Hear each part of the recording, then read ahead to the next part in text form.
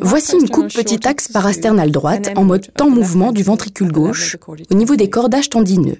L'image A montre une coupe petit axe du ventricule gauche et c'est à partir de cette image que nous obtiendrons une image en mode TM du ventricule gauche. L'image B est une image en mode TM du ventricule gauche chez un chien normal. Le mode TM est utilisé pour nous permettre de mesurer le diamètre des cavités et l'épaisseur de leurs parois dans le temps.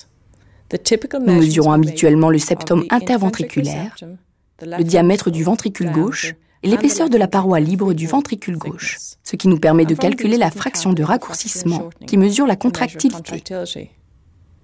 En bas, nous voyons la formule utilisée pour calculer cette fraction de raccourcissement. L'image A est une image en mode TM d'un chien normal. La fraction de raccourcissement a été mesurée et nous voyons qu'elle est de 30% chez ce chien.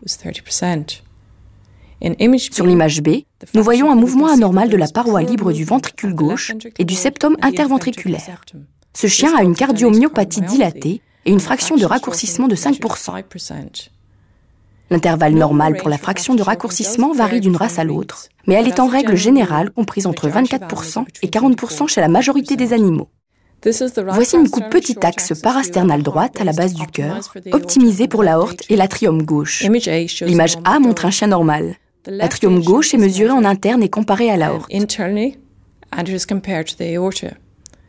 Le rapport atrium gauche-aorte doit être inférieur ou égal à 1,5.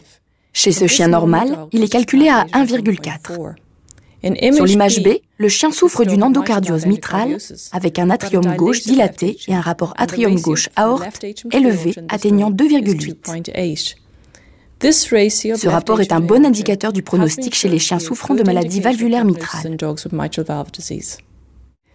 Voici une coupe petit axe parasternale droite à la base du cœur, optimisée pour l'artère pulmonaire. Cette coupe nous permet de visualiser l'artère pulmonaire et les valvules pulmonaires.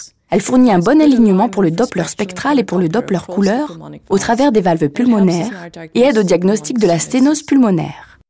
L'image A montre un chien normal avec des valvules pulmonaires et une artère pulmonaire normale.